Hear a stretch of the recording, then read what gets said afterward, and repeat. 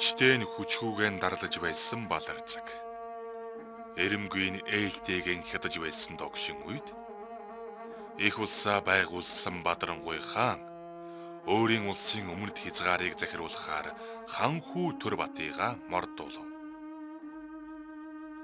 Хааны сүр хүчний бэлэг тэмдэг болох цагаан шонхор их шүтэнэ хүүдэн өгч. Шүтэний хамгаалагчаар өөрийн этгэлт хүлэг Баатар Догшин Баатраа томилжээ. Догшин Баатар их хааны итгэлийг олоод цөөнгүй оныг үджээ.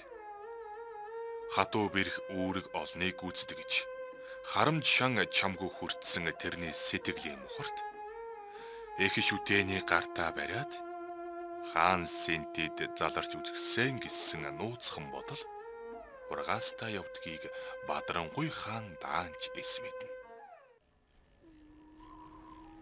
Гэтэл азгийч нөгөөх их шүтэн маань Догшин Баатрын гарт бараг л өөрөө ороод ирэв. Их шүтэнийг тээж яваа гэдгийг чамаас өөр хинч мэдэхгүй гэж хаан тэрэнд хэлсэн билээ.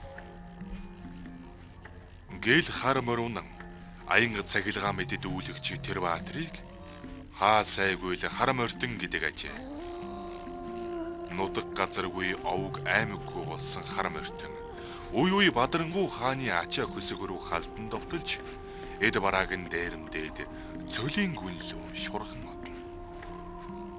Энэ удаач тэрвэр хааны хөсөг яваа сургаар дээрэмдийг хэмээн ирсэн нь энэ.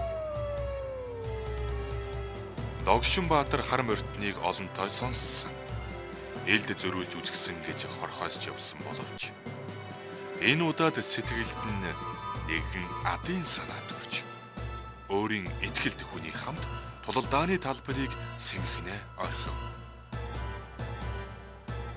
Хааны цэргүүд цөлийн дээрэмчидтэй ам хайргүй тэмцсэн боловч аргагүй хүчин мөхсдөж ихэнх хэсэг нь зүхтаан оджээ.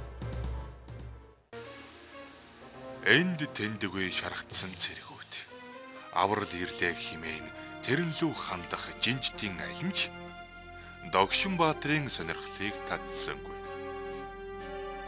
Гагцгүй их шүтэн алдагдсан эсхэн тэрэн сонирн байлаа. Хаан хүү шүтэнийг тэрвэрсээр гарч ирэн тэрэнд ойртоод Догшин Баатар тэрнийг цавчиж хаагаад их шүтэнийг аван этгэлд Баатраа дагуулan давхилаа.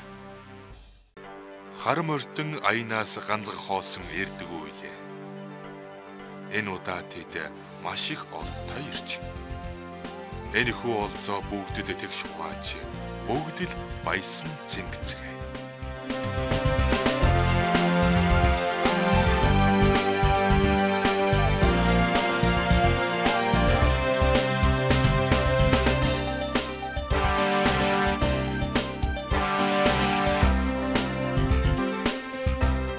Тэгтэл нэгэн мортон Догшин Баатрын сэлмний үзүүрээ самид болторч хан хүүг морин дээрээ дүүрэн ирэв. Хан хүү ачаан дунд байх нэгэн богцыг заалаа. Хаан их төрийн сүлд алтан шонхрын өмнө бүгд сөвдөн мөрөгцгөөн. Хар мортон олон хоногийн аянаас хайртай бүсгүй үүрийн цолмонлууга үргэлж яардаг. Тэр хоёрын хайр Монгол орны захгүй тал мэд хэмжээлшгүй билээ.